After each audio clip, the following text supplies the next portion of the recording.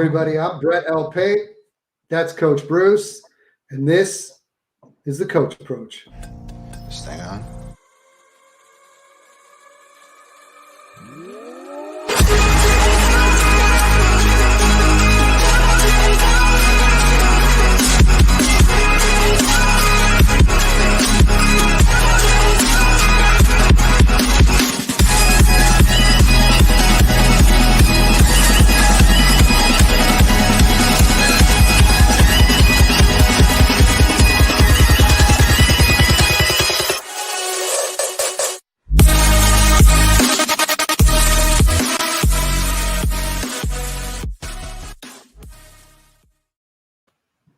Coach, I don't know. I'm looking at your situation right now. I got to tell you, I'm a little worried because it looks like you're in a hotel. Is everything good? You haven't got the boot at the home? Everything's fine? No, but ironically enough, so I'm out here in Dallas, cowboy country, seeing some customers, and I get a call in my room today. I'm like, that's odd. I'm like, pick up the phone. They're like, hey, Mr. Bruce, are you staying another night? I'm like, yes. And I booked the hotel for Monday through Thursday. He goes, no. He goes, you booked it through Wednesday. You were supposed to check out a couple hours ago. And I'm like, oh, really? So let me come down and get another night. He's like, oh, okay, no problem. Come on down. I'm like, there we go. But here I am in the hotel room. I don't have my microphone. I don't have my bourbon, which I feel naked. So, take that for what it's worth. But things are good, man. Well, good, man. Good. I'm glad that it isn't the alternative, as I went down that route a couple of times. But aside from that, week 7 is here.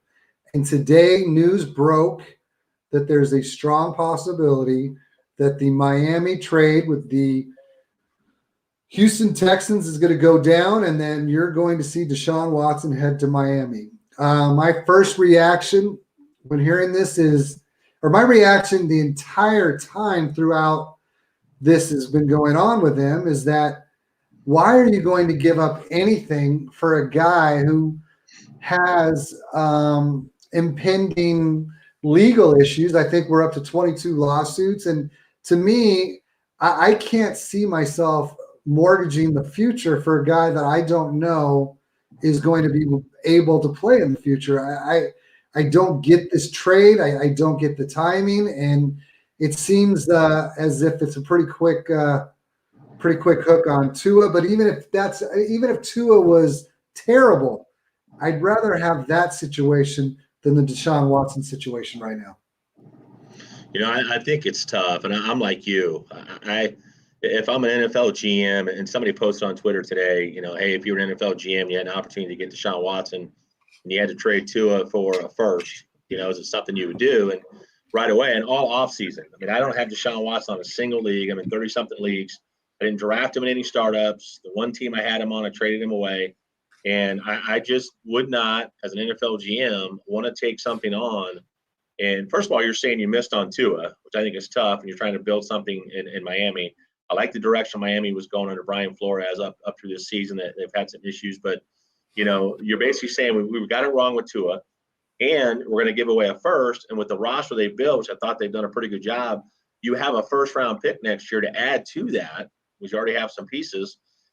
I wouldn't do it. I wouldn't touch it, and I don't want to play judge and jury. I don't think anybody should. There's a lot of information that we don't know in the public, but I just. No, I mean, let that play out. Let's see where it ends up. At that point, if he's a guy that's going to be able to play in the NFL and play soon, then, maybe it's something you take a look at. But based on what we know right now, I wouldn't touch him.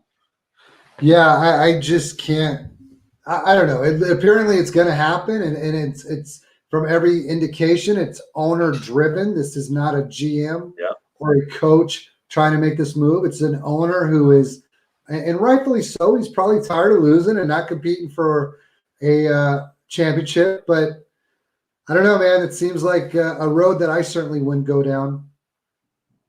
Yeah, I'm with you. And, you can look at Ben Roethlisberger and what happened with, Ray Rice. And there's other examples of domestic situations or things that have gone on. But this is next level in terms of the allegations. And, again, not playing judge and jury, but it just seems when you got 22 different people saying that something similar happened to them, that's a rabbit hole that I just don't want to jump down when I'm trying to build a franchise and try to build a winner and and compete in a very difficult division, with New England, and I just wouldn't do it.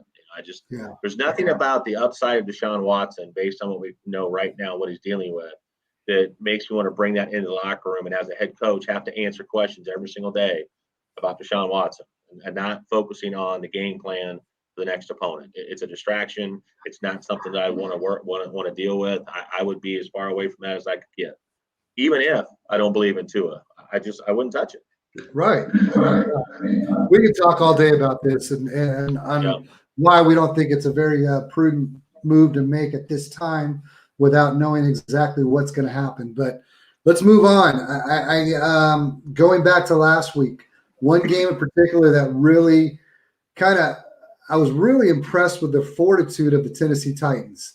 Early on, they were struggling to do much of anything, and yet every opportunity Buffalo had in the first half, it seemed like all they were coming away with was field goals, and Tennessee just kind of stayed around. And the guy that everybody loved to hate in the offseason, I shouldn't say love to hate, but would tell you that he doesn't catch enough passes for him to be someone that you want to continue to roster, would be Derrick Henry. But he continues to lead that team, and that was a hell of a victory they had over Buffalo.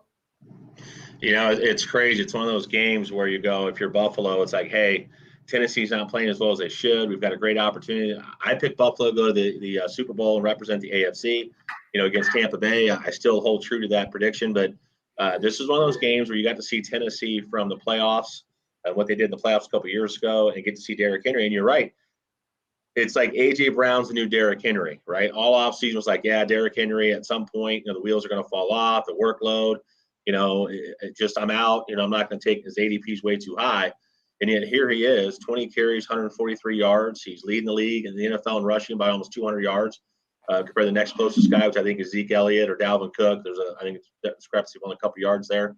And then, but you look at A.J. Brown, and you're starting to see all over Twitter and the guys talking about, hey, is A.J. Brown even worth a first right now, or is he worth 2 firsts? Like, what's the value of A.J. Brown? It's like, hey, pump the brakes. We're 5 games in. The talent is obvious. We saw what he did last year. He's going to be there. He was even sick going into this game, was taking IVs before the game, and I think even at one point went into the tent during the game, and it came back out in the second half and ends up with 7 catches for 91 yards and played a pivotal role in that game. And I think you're starting to see hopefully Ryan Tannehill start to put something a little bit together. He's certainly off to a slow start, but I still think Tennessee can make some noise. Whether they can get into the playoffs after a slow start remains to be seen. But that's a tough matchup every week. You've got to stop Derrick Henry.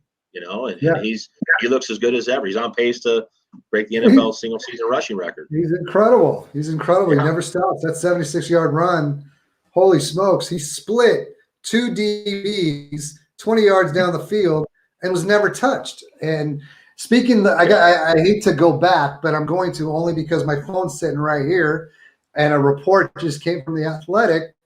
Breaking news here on the Coach Approach that Deshaun Watson has other suitors as well. Not only are the Dolphins talking, but the Panthers and Eagles apparently are in the mix now.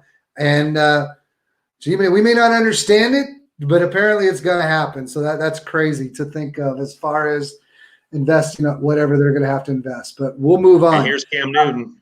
Cam Newton still sitting out there, still available. Well, you know what? I'll tell you what. He did go get the shot. And he had talks with Seattle. So, whether or not, whatever side of the fence you are on the shot, the reality of it is that if you do not have that in the NFL, you're almost unhireable. So I wouldn't expect him to be unsigned for the entire season. Bye weeks, man, this is a tough week for buys. If you got guys that are we all have fantasy relevant guys with the top buys we're talking about. We got Buffalo, who probably needs it after last week. Yeah. Dallas, holy smokes, it was nice to see CeeDee Lamb.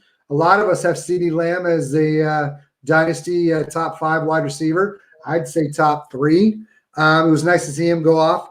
Pittsburgh's sitting this week out, as are the Chargers, Jacksonville, and Minnesota.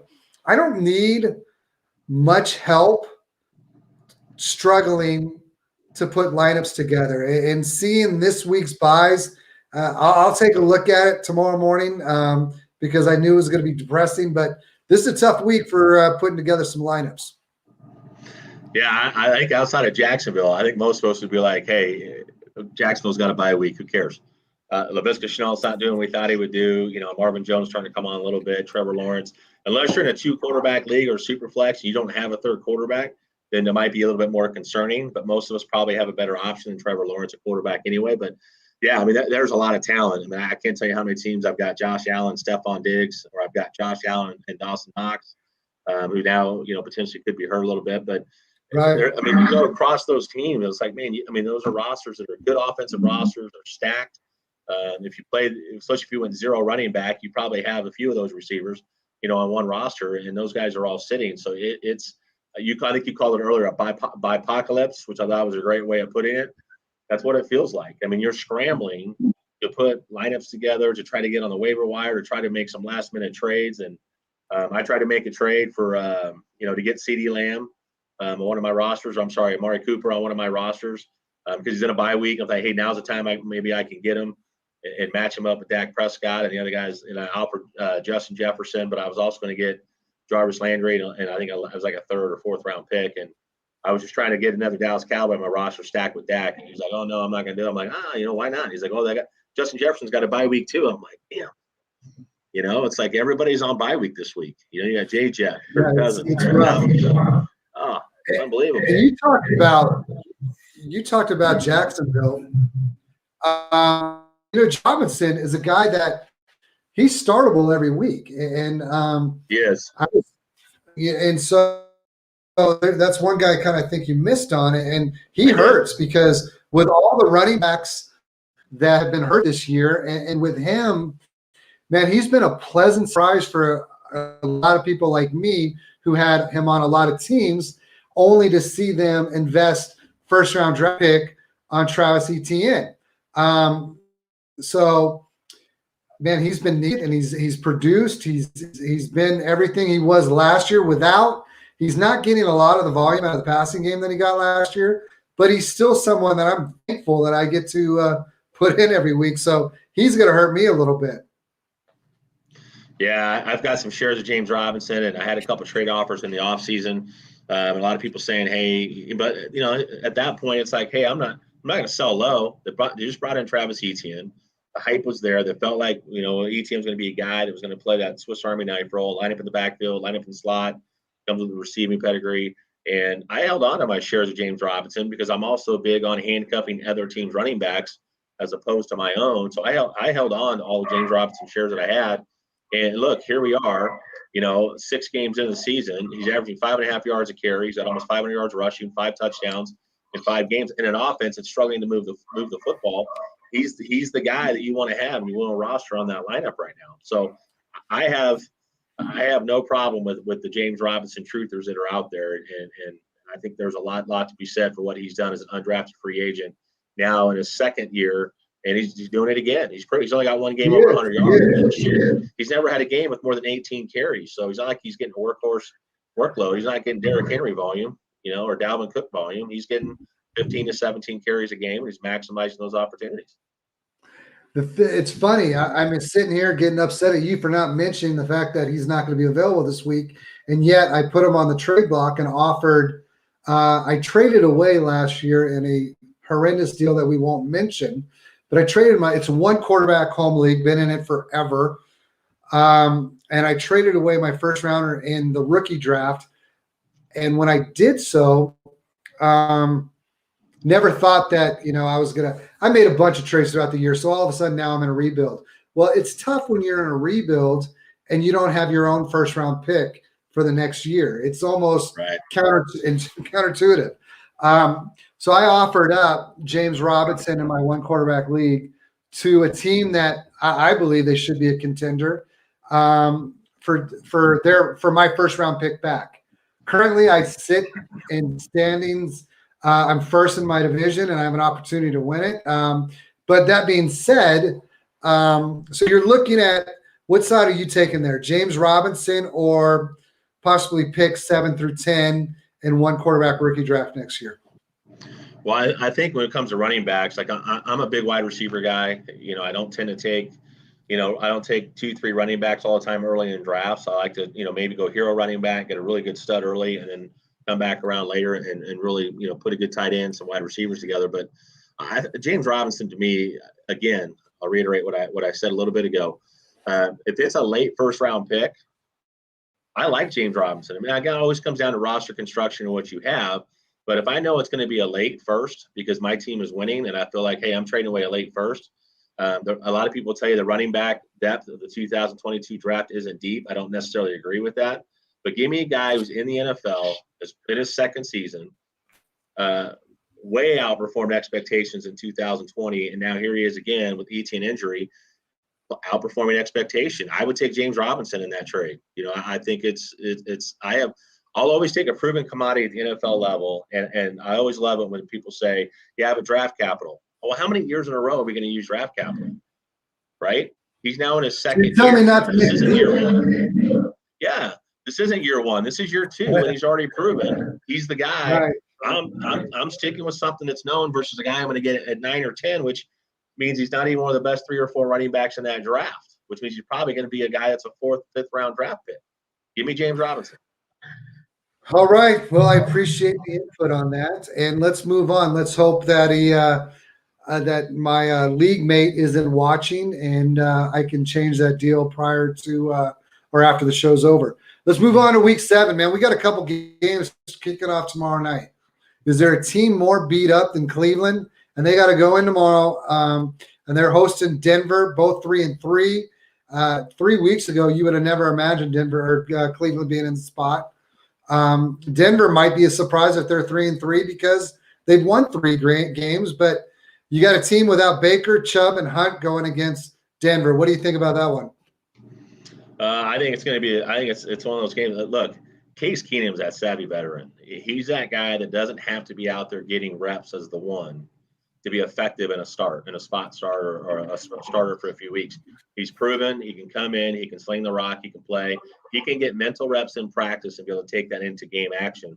So I do think there's some weapons there. I get that Hunt and those guys are out as far as the running back room goes. You got Dearness Johnson, you got Demetric Felton, who I think you could line up both the backfield. Neither one of those guys are Nick Chubb or Kareem Hunt. So let's not be mistaken there. They're still going to have to throw the football, but.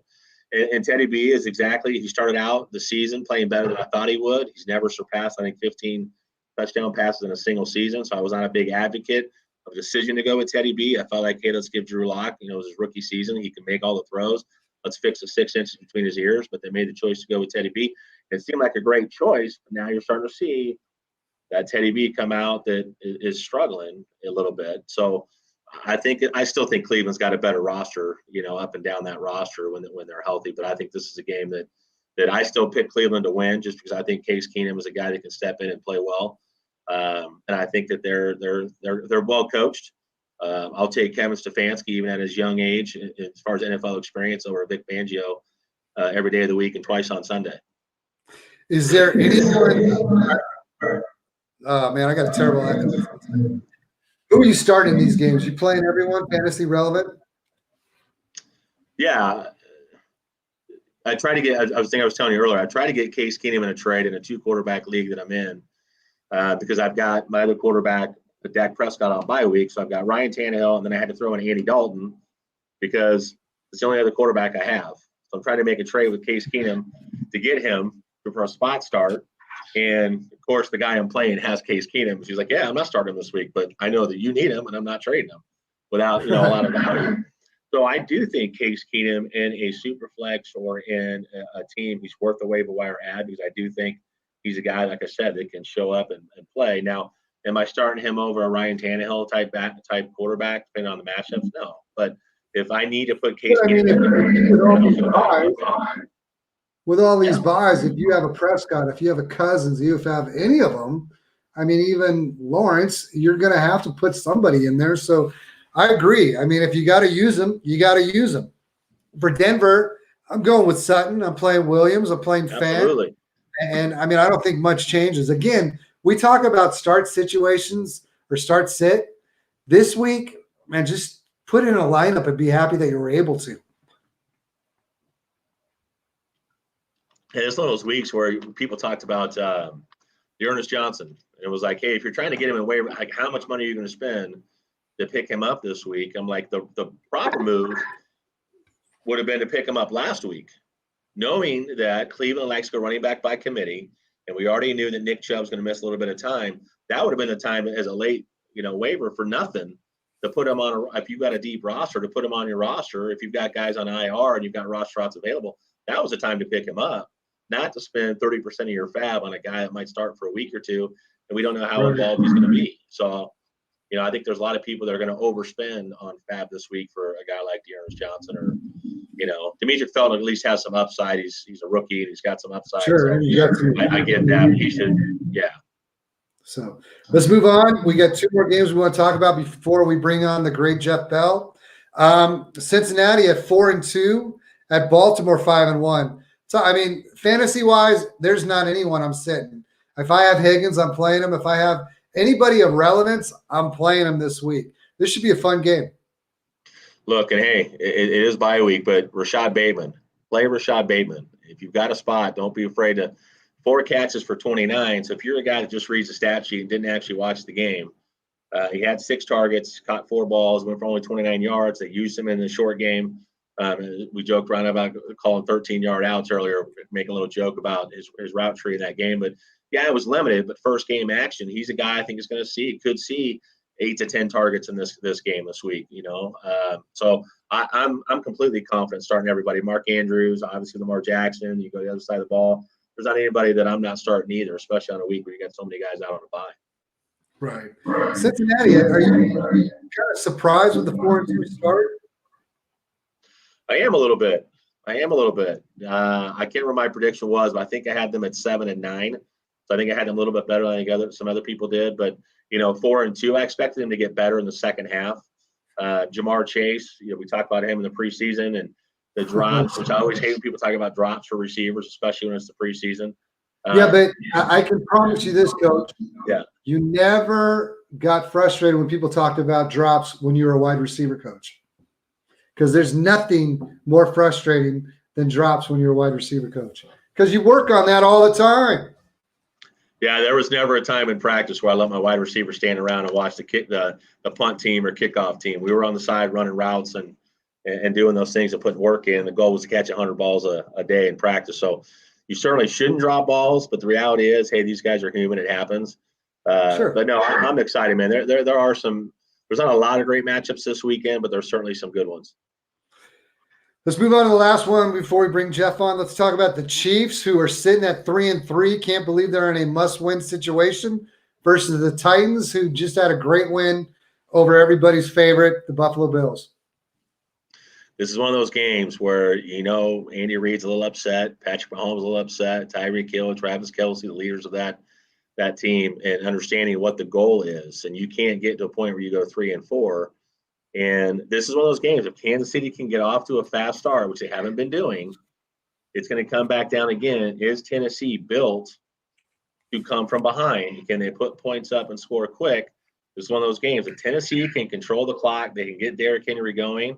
They can use that deep play action game. Tennessee's got a chance, and they played really, really well last week. And this is the type of Tennessee team I think we're expecting to see week in and week out. So I think it's easy to say Tennessee can't stop a nosebleed defensively. So I think, you look at Kansas City, and this is probably the week with DFS that, and Jeff could certainly talk about that, where you might want to put a few people in, on the Kansas City roster, and then you just got to find some sleeper type guys to build that roster up. But yeah, this is one of those games. If Tennessee controls the clock, they have a chance. But I would not be surprised to see Kansas City throw the ball over the field. If Kansas City wins this week, I don't think we have anything to worry about. If Tennessee comes back and does what they did last week against Buffalo, then I think people should really start to worry about what's happening in Kansas City. With that being said, let's go ahead and let's move on. Coach, your favorite part, my favorite part is when we get to bring on people who actually know what they're talking about. With that being said, why don't you introduce our latest and greatest analyst? Who we got this week? So we've got Jeff Bell this week, at For Whom J Bell Tolls. Another gentleman I was fortunate enough to meet at the Fantasy Expo. He's with Fantasy Pros. He does some Devy NFL work at Football Guys, at the Devy Royale. He's one of the funniest people in this space. He's one of the humblest people in this space. He's exactly the same way when you meet him in person. Jeff, man, welcome to the show, brother. Great to have you. Hey, thank you. That intro was too kind, and I'm so thrilled to be here. Happy to be here with you guys. I was honored to meet you at the expo, and that was a great time. And it feels like that was 5 years ago by now at this point. But certainly, hopefully, we can do it again next year. Oh, I'm looking forward to it. We've already got a group of guys getting ready to go. So I've got a bunch of buddies that are going to come out again. So it'll be a good time. Yeah. I wasn't able to make it last year, but this past year, and I'll definitely make it next year. But one of the things that, and we're going to jump right into it. I hope you don't mind, because I know you got a show and I got a Dodger game. If anyone out there, I should not have brought it up. I could just wait and see. We'll finally have a comment, and it'll be Dodgers losing 5-0, but we'll move on from that. But one of the things we really like to get into, and I think this is because, well, for me, I want to learn. I want to get better. So when you talk to analysts, I kind of want to know how they're able to put themselves out there and say, here's my top whatever. Here's the best Devi guys. So with that being said, the best way to learn is to be able to ask those type of questions. Describe your process. Are you a film guy, analytic guy? We had the great pleasure of talking to Daddy's home, and he talked about he was really a tea leaf reader. How were you able to unapologetically, or whatever you want to call it, throw out something and feel comfortable doing so? Well, I think I would start as a film guy. You know, I live in Ohio, and in Ohio, football is in your blood, and I've been around the sport since I was very young. So I've watched 30 plus years of football, like going back and you know, every Saturday, every Sunday, consuming as much football as I possibly can. The primetime games during the week too. So that would be my starting point, would be film. And, you know, it's just one of those things that I admit I could probably be much better from a coach aspect of watching film. I was the kid that I always kept stats. Like when I was always the smallest, slowest kid, and I had a couple concussions. So my football career was very short, but I was always the kid that was helping the coaches just because I loved football that much. Sure. And then I've done a little bit of coaching with like youth, but other than that, I haven't been in your guys' position at all like that. But certainly I've been around the game like almost my entire life. I had an uncle that was a high school coach, and so I've been in and around it. And so I start with film. I do enjoy numbers. I would love to get more in the analytical side. It's tough for me outside, like not having that base, because one, I'm a CPA, and so numbers are my language. But it's one of those that I haven't developed it yet in the football sense, and that's my goal here for this upcoming through the upcoming off season, to improve that process on that side. You know, I can relate to Mike too, and you know, Sigmund Bloom's a guy that I really look up to and respect a lot in space, and he's the mayor of Narrative Street. And so I'm looking at fantasy, when I'm looking at NFL, that's where I kind of land on who I'm going with in fantasy on Narrative Street, basically on who's you know, in that contract year, or who's played really well, has got the coaches talking about them and ready to step up, that the guy in front of them is cleared out. Because I think the reality of, if you boil fantasy down to its essence, what we're really looking for is guys that we know are going to be on the field touching the ball hopefully in games where the score is going to be advantageous. But we all know that there's a level of variability to this game that we play, and there's a level of, you know, some people say luck, but I kind of tend to believe that in fantasy you make your own luck. But it does boil down to, you know, is this running back going to be in line for 20 touches, or is this a guy that am I playing the satellite back,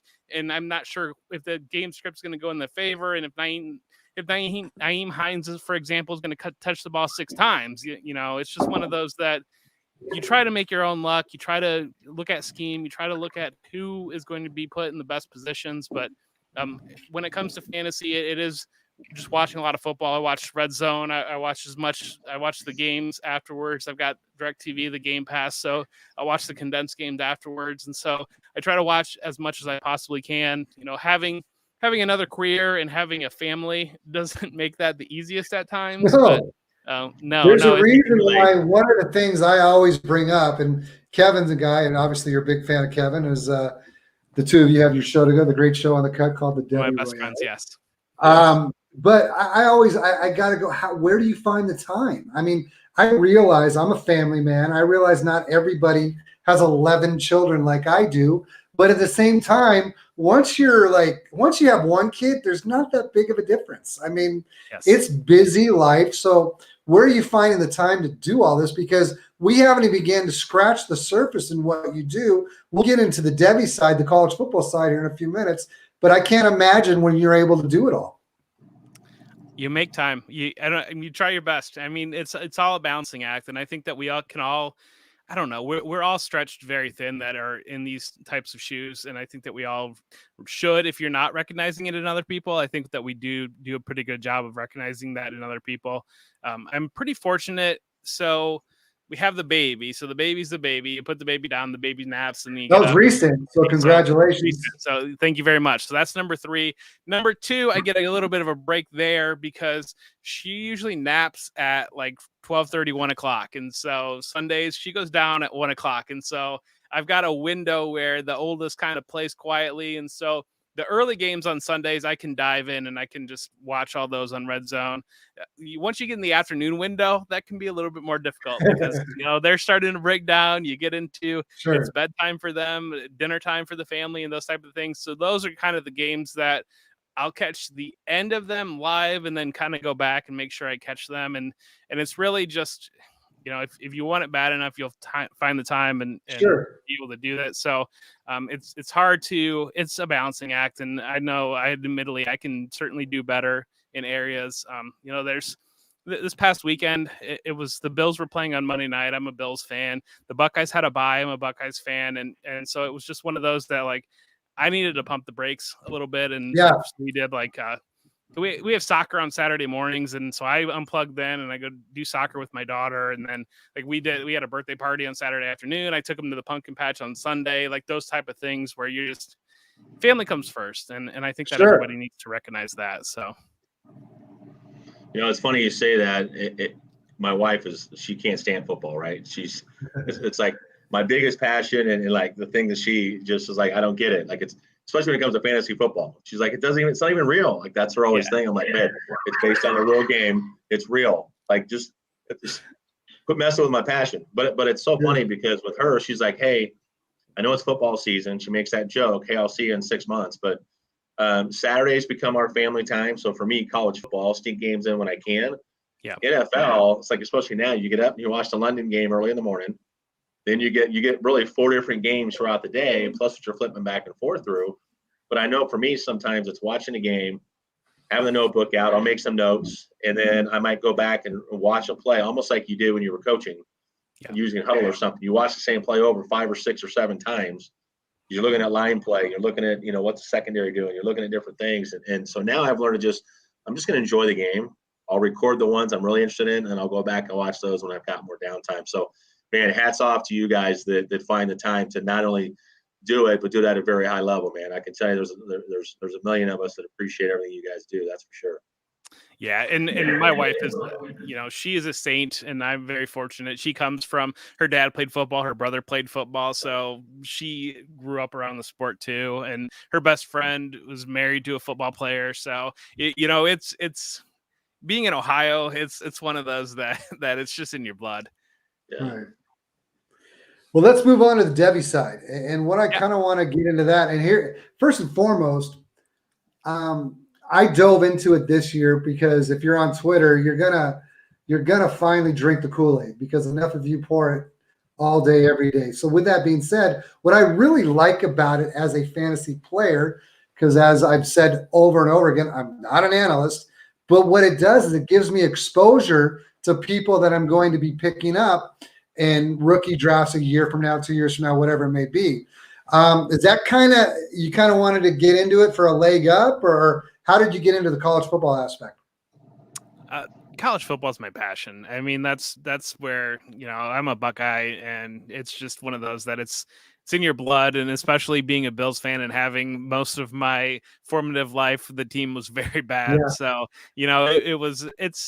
it's Buckeye football, it's college football. And so to add the fantasy aspect to it, it was just kind of the cherry on top. And it was one of those that I was watching the games anyways. Like I'm spending all Saturday flipping through. I watch the SEC games. I watch everything. And so it was naturally wearing out the remote, like watching every game. And so to add the Devy aspect, it wasn't that big of a change for me, just because I'm always, and I've been a huge NFL draft fan since before I should have been, like back when I was like in 5th or 6th grade. Like I was one of those kids that like I would get in trouble in school. One year I got this notebook this NFL yearbook from like 1996 or something like that had every single statistic, everything for the entire year. It's like this book this thick, and I would get in trouble in school because I would hide it under my desk and I'd be like looking at stats like all day long. It was just one of those things. And so to add that, already having that draft aspect, to add fantasy to it,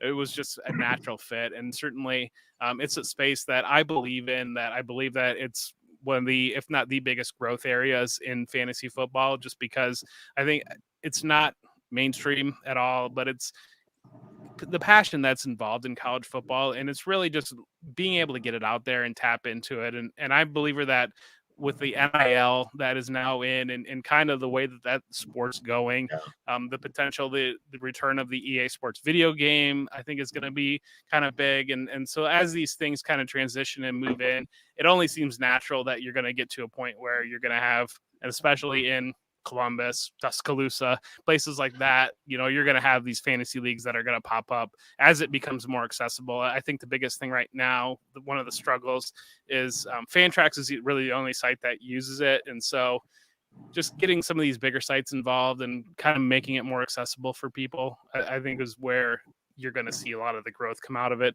So seeing it as a growth area, seeing something that I believe in, something that I enjoy. But like you touched on, that Devy is just so valuable when you're going to play dynasty leagues, because absolutely, you talk to so many people and they're just kind of throwing out abstract concepts of like, oh, a second or a third. And it's like, once you realize, you're looking at these classes and you're like, okay, this is an 8-player class. And like, I have a good idea that this is going to be the 1.12. Like it's one of those things that you're not.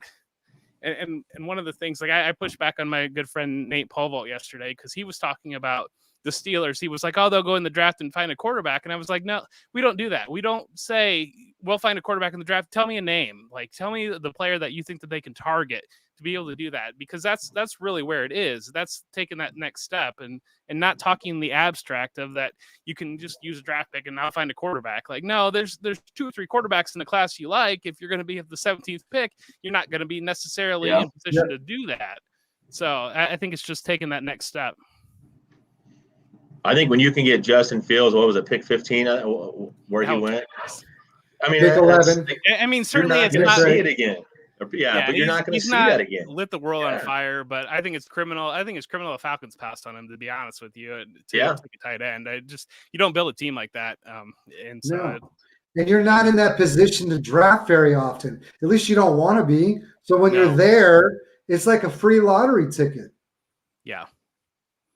Yeah, that's one that, and certainly it's not happened. Like, he's my quarterback 1 in the class. I just think seeing him up close, seeing every single snap he took for Ohio State, seeing him in person, seeing the things that I believe would translate to the NFL level. I'm a little bit frustrated because it doesn't feel like he's being put in position to do those types of things. And so, it's one of those that it's what I don't know that everybody watches the games, and that's the other frustrating thing, especially on Twitter, because it's like everybody be like, "Oh, he's awful," and it's like, "Well, are you watching what's happening?" And not only that, it's not even not watching it, but it's understanding what's happening, and it's not understanding that players aren't being put in their best position necessarily, and so it's frustrating to see how the Chicago coaching staff has put in. Twitter, that too. Yeah. My frustration is different. My frustration is that I'm a long time. I'm used to my first round picks not giving me anything for a year or two. And I'm referring to fantasy rookie picks. So when somebody, like, let me give you an example, Zach Moss. Say whatever you want about Zach Moss. But the numbers he put up as a rookie last year, if the year was 1995 and you had a rookie running back put up those type of numbers, you were pretty excited about his future.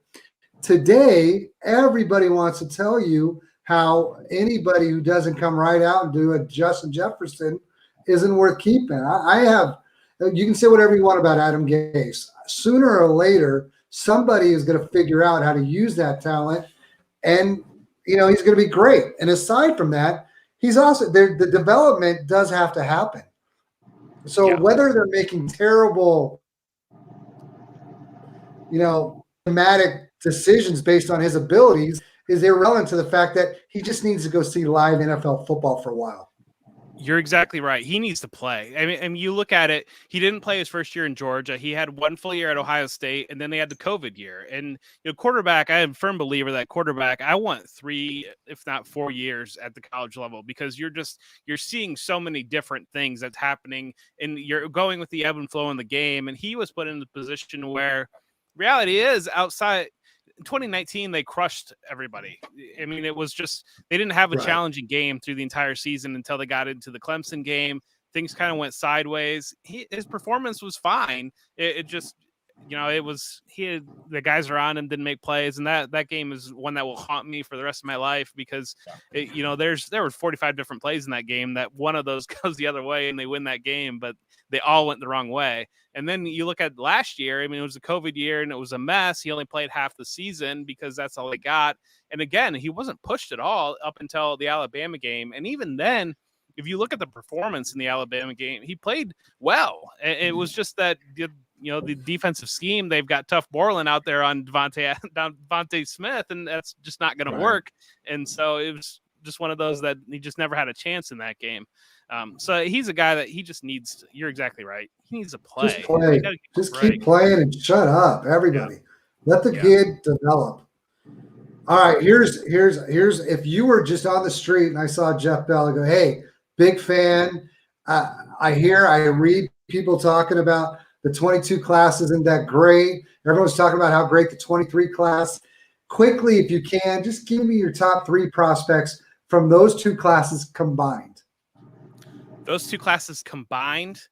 Correct. So John over the next, give me an example. Am I going to make a trade for a 22 pick, or should I wait and make a trade trying to get a 23 pick based off of, who you think the top 3 guys are?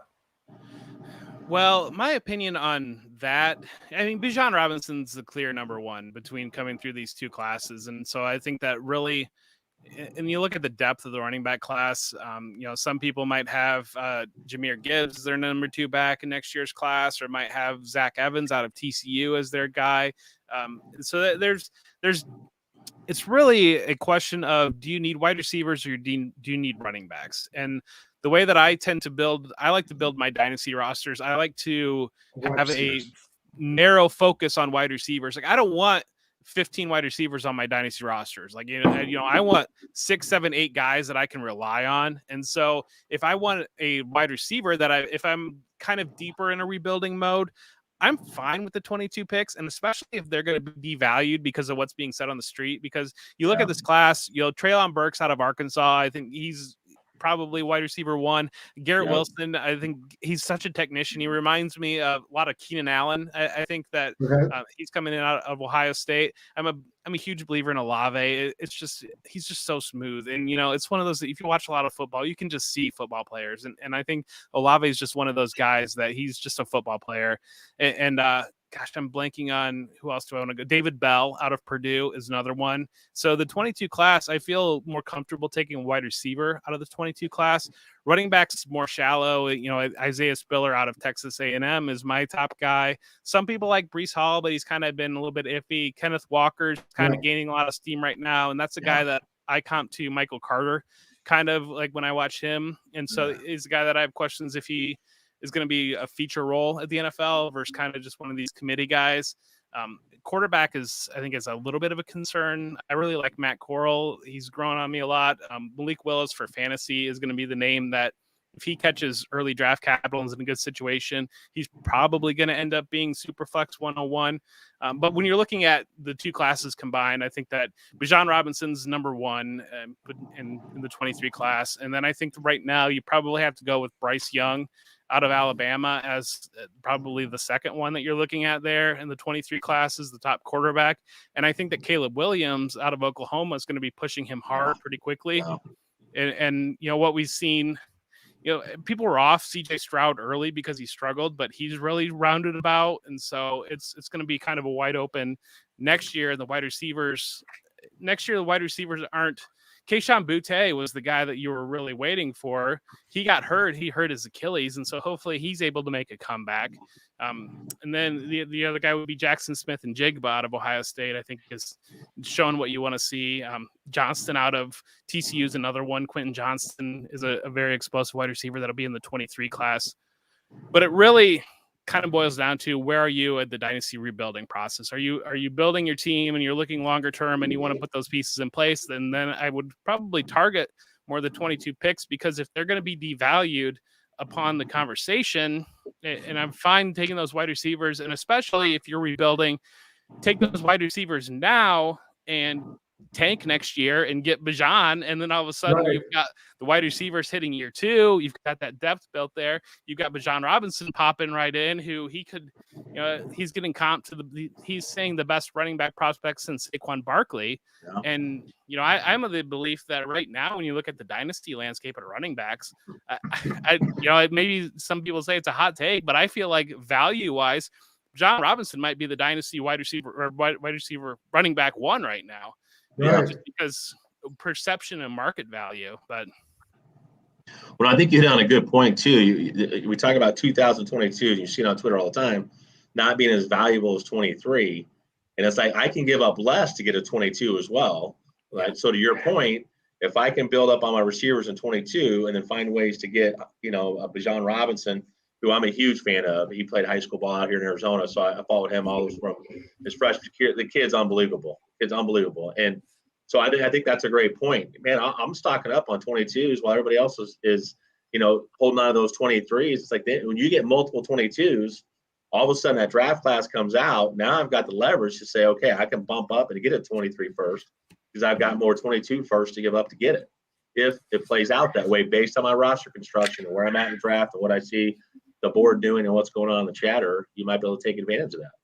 Yeah, and you guys know how rookie fever hits in Dynasty too. Oh, yeah. People can be down on this 22 class as soon as they're going through the process. Like that's gonna shock. That's gonna shoot right back up. Give me. I want these rookies. Give me some. But I do believe that when you're looking at the it kind of gets lost, and everybody's thinking, well, just blanket a 23 is better than a 22. I don't know that I agree with that, because I kind of think in 23, you're really just buying Bijan lottery tickets is kind of what I'm viewing it as right now. And these quarterbacks, we're excited about what we've seen so far, but I think there's fair to have some questions. Bryce Young, he's at Alabama, but he's on the smaller side traditionally of what you want to see, and they haven't used his athleticism yet. And so you haven't seen him as one of these dual threat quarterbacks yet. Caleb Williams is putting it all out there right away. You're seeing that whole package immediately. And so that's a guy who would have thought that would be the story. I mean, Spencer Rattler was supposed to be, we're supposed to be talking about him in a class and it's crazy how this has all gone down in the last 3 weeks. I'll say this. If you look at the quarterbacks that come out of Oklahoma under Lincoln Riley, like you just assume this is going to be a guy he gets from his true freshman year for 3 years in a Lincoln Riley system. Just everything was just like Spencer Rattler's going to be that guy. And you look at, so my question I was going to ask you earlier too, because I'm tying this in, is if Justin Fields had played at Oklahoma, where would he have gone in last year's draft class? Well, you're asking the wrong guy, because I think Ryan Day is a better offensive coach than Lincoln Riley.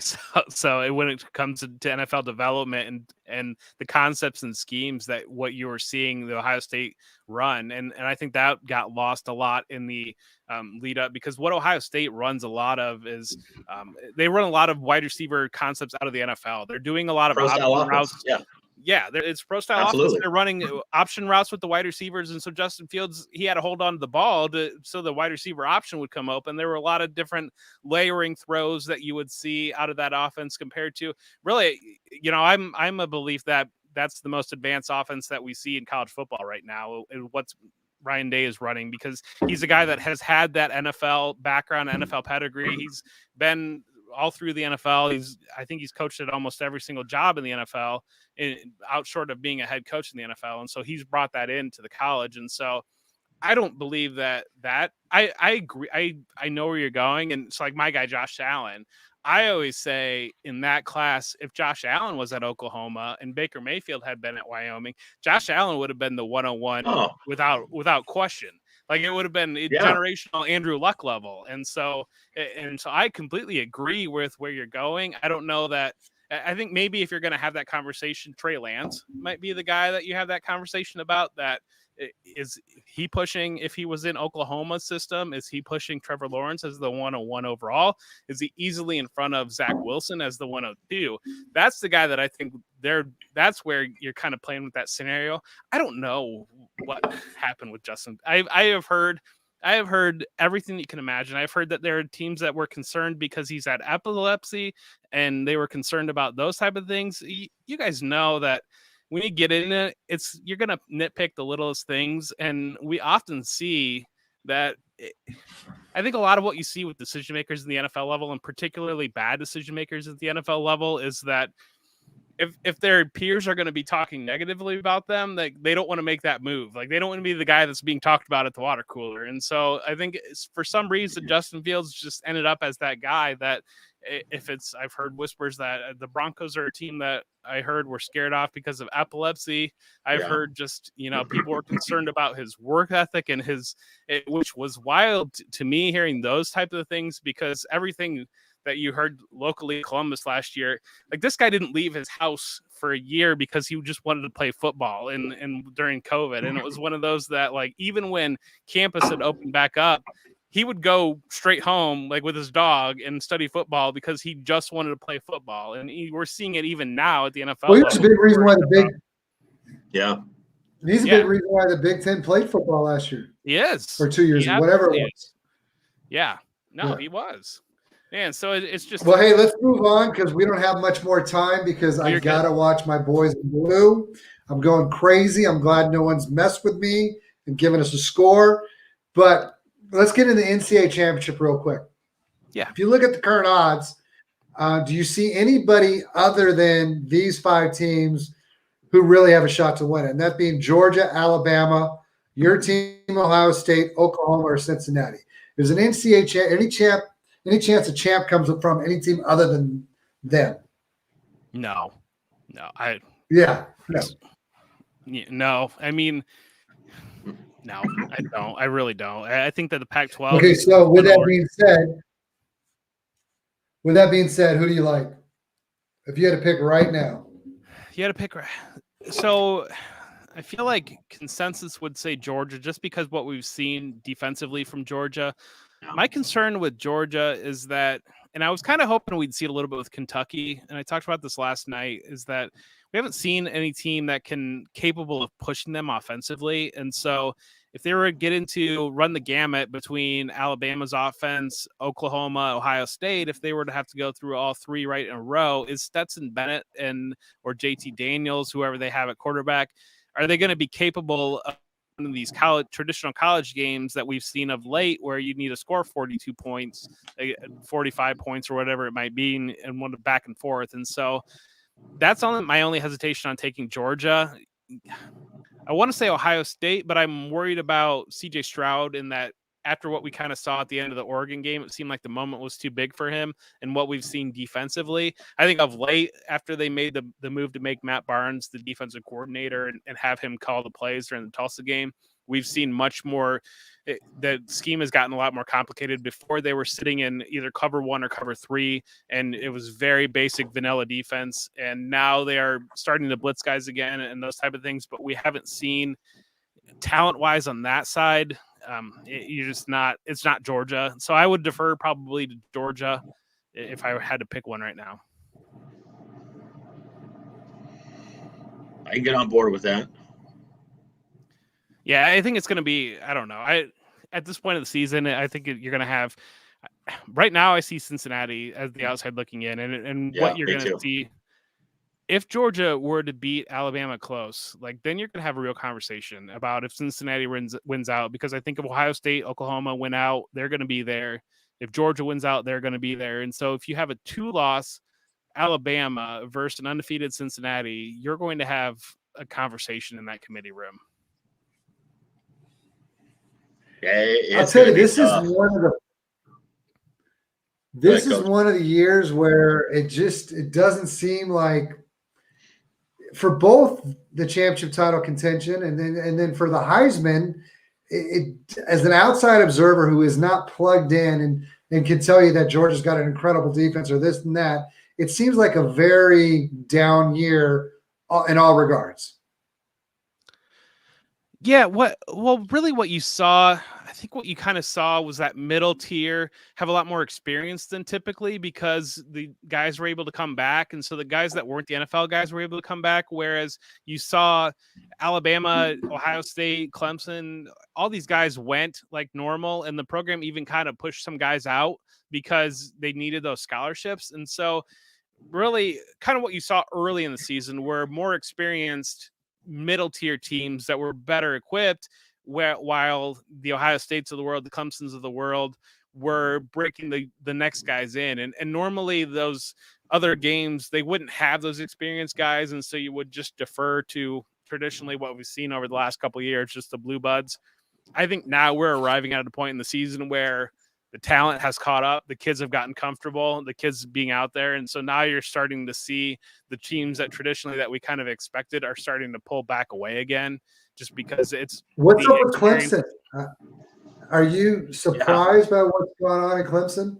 Yeah. I mean, I'm surprised. I thought Georgia would beat them. I had picked that game before the season just because I am surprised. It raises some serious questions about the program right now and about if that offense, Chad Morris left there and they kind of went right into Trevor Lawrence. And you even look at Trevor Lawrence's freshman year, when they won the national championship, that was all the defense wrote it. They had the 4 guys in the defensive line that went in the first round, I think, in the draft that year. That was when they had Christian Wilkins and they had Dexter Lawrence and all those guys on the defensive line. I think that what you're starting to see now, I have some questions about Dabo scheme wise. Yeah. And I think that kind of what we see, we saw it with Urban Meyer. I think that, and Dabo's a little bit, and Saban's the one guy that he's the best coach and he's been able to innovate and reset.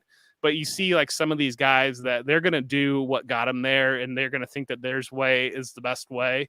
And once that kind of gets solved a little bit, they're not great at transitioning and going a different way. And I think that's kind of what you're catching with Clemson.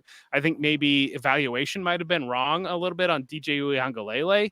He might not be quite as good as we thought. I think they're what's his last name? DJ Uiagalelei. Man, nailed it. I like it. That was pretty good. Yeah. You've obviously practiced. You've said it a few times. Yeah. But I think that DJ Uiagalelei. Yeah. But I think that they lost that explosion from Travis Etienne out of the backfield. Sure. And I think they've struggled to have that guy that can be the home run hitter. And you go from Trevor Lawrence to a young quarterback. I think you look at the talent, they don't have like the Hunter Renfrow guy, like right now that can keep moving the sticks. But they also don't have the Mike Williams guy that's winning downfield. It's just kind of, they've got a lot of the same types of they have a lot of these like 6'4" wide receivers, but they're not exactly, they're not able polished. To get them vertically. They're not polished, but they're not even able to stretch the offense because there's no threat. Everybody's sitting on everything underneath. And so it's just, and I think DJ's just, the game is just moving too fast for him in a lot of what you're seeing. And so it's just, I don't know. I don't know where that program's going because you have crazy. to cover. You bring up DJ, and I 3 years ago, I was coaching high school football in Southern California. And at that time, I was able to go see a DJ or coach against a Bryce Young or a Mac. I mean, all these Southern California quarterbacks are lightening up. If you look at the Heisman odds right now, 3 of them are all Southern California quarterbacks. If you had to pick a Heisman right now, where are you going? If I had to pick a Heisman right now, I'm going to go with CJ Stroud, because you look at the end of the season, they're playing five of the last 7 games are against ranked teams. 3 of them are in the top 10 right now. If they run the table, he's second. Ohio State is second nationally in passing yards per game. He's their top 8 in almost every single passing statistic.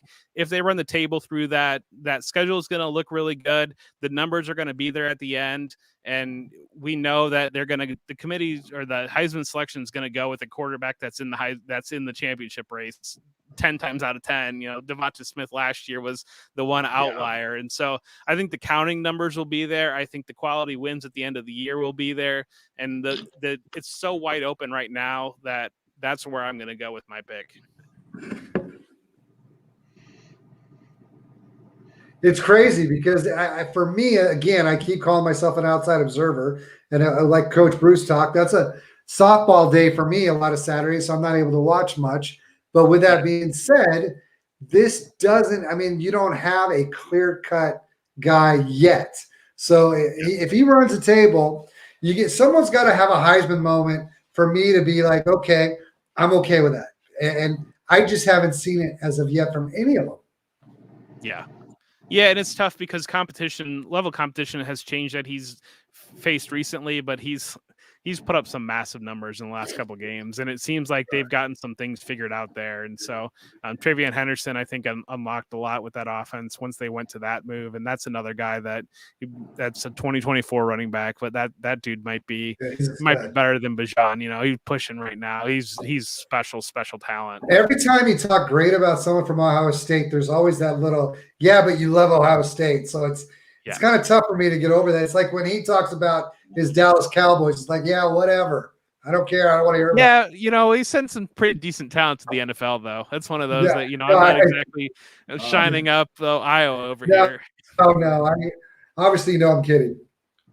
No, I got you. You're good. Well, hey, man, Jeff, I really appreciate you coming on. I mean, we just kind of want to always bring people in that we feel like we can learn from, and you're certainly one of the best. And, man, thank you so much for coming on and giving us this time tonight. Hey, I'm appreciative. You're too kind, and thank you so much. You guys both respect the show so much and everything that you guys do. I love your voices in the community, and I'm thankful that I was able to share this time with you. Thanks, Jeff. Appreciate it, man. Had a blast. Coach, get you on again soon. Are you going to be in a hotel again next week, Coach, or are you going to be able to go home? I haven't decided yet. I'm supposed to be going out to California to see some customers, but I might take next week and stay in Arizona. So we'll see. Well, either way. If I do go to California, the good news is I get to drive to California because I prefer to do that than sit in an airport for an hour and a half waiting for a plane. So I'll have some bourbon. Let's do the show together from my house if you're in California. Let's make that happen sometime. Appreciate you as always. Have a safe trip home. Thank you again, Jeff. You guys have a great night. Go Dodgers.